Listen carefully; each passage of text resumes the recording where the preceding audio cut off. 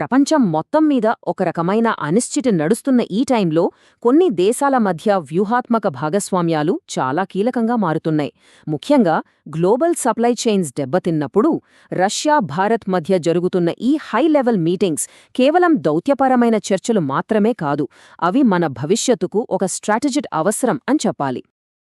అసలు ఇప్పుడున్న global economic క్రైసిస్కి మూల కారణమేంటంటే ఆయిల్ షాక్.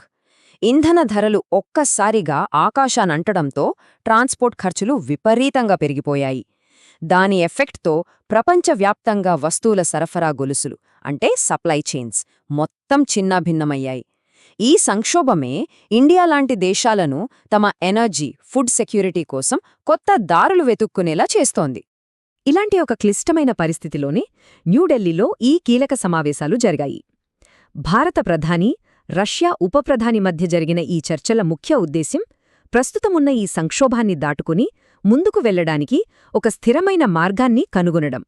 సరే, ఈ అనాలిసిస్లో మనము ఏం చూడబోతున్నామంటే, ముందుగా ప్రపంచాన్ని పట్టిపీడిస్తున్న సంక్షోభమేంటి, ఆ తర్వాత ఢిల్లీ సమావేశాల ప్రాముఖ్యత, అందులో కుదిరిన ఇంధనం, ఎరువుల ఒప్పందాలు, ఇంకా వాటి వెనకున్న అసలు స్ట్రాటజిక్ గోల్స్ ఏంటో చర్చిద్దాం. చివరగా ఈ బంధం ఒక కొత్త శకానికి నాంది పలుకుతుందా అన్నది కూడా విశ్లేషిద్దాం. ఓకే, ఫస్ట్ సెక్షన్, సంక్షోభంలో ప్రపంచం. అసలు ఇంత అర్జెంటుగా ఈ హై లెవెల్ డిప్లొమాటిక్ చర్చలు జరగాల్సిన అవసరం ఎందుకొచ్చింది? దానికి దారితీసిన గ్లోబల్ సిచ్యువేషన్ ఏంటో ఇప్పుడు కొంచెం లోతుగా చూద్దాం. మన దగ్గరున్న సోర్స్ మెటీరియల్ ప్రకారం చూస్తే ప్రస్తుత ఆర్థిక అస్థిరతకు ట్రిగర్ పాయింట్ ఇరాన్పై అమెరికా, ఇజ్రాయెల్ యుద్ధం. ఈ యుద్ధం వల్ల ఆయిల్ ప్రొడక్షన్, సప్లైకి పెద్ద దెబ్బ తగిలింది. దాని ఫలితంగా ప్రపంచవ్యాప్తంగా ఫ్యూయల్ రేట్లు అమాంతం పెరిగాయి. ఇదే ఒక పెద్ద ఆయిల్ షాక్కి దారితీసి సప్లై చైన్స్ని దెబ్బతీసిందనమాట. సరే, ఇప్పుడు మన ఫోకస్ని గ్లోబల్ ప్రాబ్లం నుంచి ఇండియాలో జరుగుతున్న నిర్దిష్ట దౌత్యపరమైన చర్యల వైపు మారుద్దాం. ఈ సమావేశాల ద్వారా రష్యా, ఇండియా తమ మధ్య ఉన్న స్ట్రాటజిక్ పార్ట్నర్షిప్ని మరింత బలపరుచుకుంటున్నాయి. ఈ చర్చలు ఎంత సీరియస్గా జరిగాయో తెలియాలంటే ఇందులో పాల్గొన్నవాళ్లని చూస్తే చాలు. రష్యా డెప్యూటీ ప్రైమ్ మినిస్టర్ మాంట్యూరోవ్ మన ప్రధాని మోదీతో పాటు విదేశాంగ మంత్రి, ఆర్థిక మంత్రి, అలాగే నేషనల్ సెక్యూరిటీ అడ్వైజర్ లాంటి కీలకమైన వ్యక్తులతో భేటీ అయ్యారు. దీన్ని బట్టే ఈ చర్చల ప్రాముఖ్యత ఏంటో మనకర్థమవుతుంది. ఈ సమావేశాల మెయిన్ అజెండా ఏంటని చూస్తే, ఇండియా ఎకానమీకి లైఫ్ లైన్స్ లాంటి రెండు కీలకమైన రంగాలు అంటే ఇంధనం, వ్యవసాయ రంగాలను భద్రపరచడంపైనే పూర్తి ఫోకస్ పెట్టారు. రష్యా నుంచి రెండు చాలా ముఖ్యమైన హామీలొచ్చాయి. ఒకవైపు ఇండియా మార్కెట్కి ఆయిల్, లిక్విఫైడ్ న్యాచురల్ గ్యాస్ అంటే ఎల్ఎన్జీ సప్లైలను కంటిన్యూస్గా పెంచుతామని హామీ ఇచ్చింది. మరోవైపు ఇండియన్ అగ్రికల్చర్కి అత్యంత కీలకమైన మినరల్ ఫర్టిలైజర్ సరఫరాను ఎలాంటి ఆటంకం లేకుండా కొనసాగిస్తామని వాగ్దానం చేసింది. ఈ రెండు డీల్స్ ఇండియా ఎకనామిక్ స్టెబిలిటీకి చాలా అవసరం. అయితే ఈ చర్చలు కేవలం ఆయిల్, ఫర్టిలైజర్స్కే పరిమితం కాలేదు. యూరియాని కలిసి ఉత్పత్తి చేయడం, న్యూక్లియర్ ఎనర్జీలో కోఆపరేషన్, అలాగే ఇండస్ట్రియల్, స్పేస్ ప్రాజెక్టుల లాంటి లాంగ్ టర్మ్ పార్ట్నర్షిప్స్ గురించి కూడా మాట్లాడారు. ఇవి కేవలం తక్షణ అవసరాలను తీర్చడమే కాదు, ఫ్యూచర్లో రెండు దేశాల మధ్య సంబంధాలను ఇంకా బలోపేతం చేస్తాయి. ఈ సహకారం కేవలం మాటలకే పరిమితం కాలేదు, ఆల్రెడీ యాక్షన్లో కనిపిస్తోంది. రష్యా నుంచి ఇండియాకి వచ్చే మినరల్ ఫర్టిలైజర్స్ సప్లై అప్పుడే 40% పెరిగింది. ఇది ఈ పార్ట్నర్షిప్ యొక్క రియల్ ఇంపాక్ట్ని చాలా క్లియర్గా చూపిస్తోంది.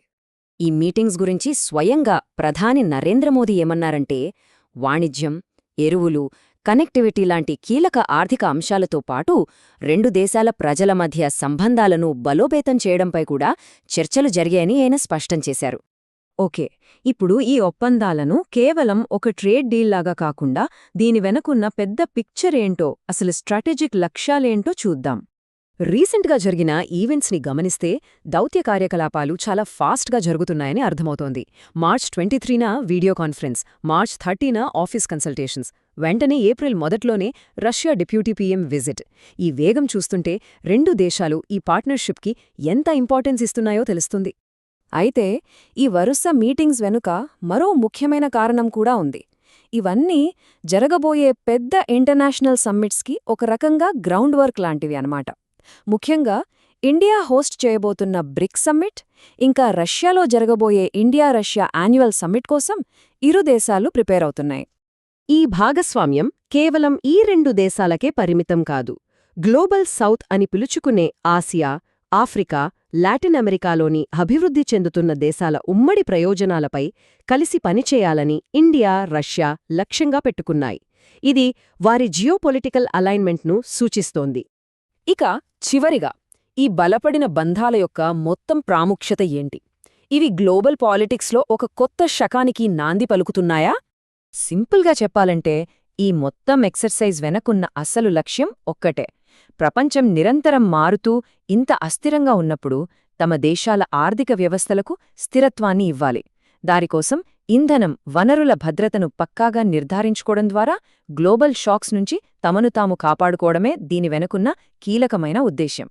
ముగించే ముందు ఒక ఆలోచన రేకెత్తించే ప్రశ్న.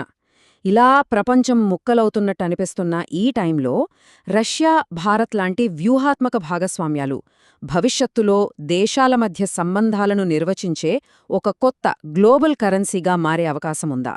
దీని గురించి ఆలోచించండి.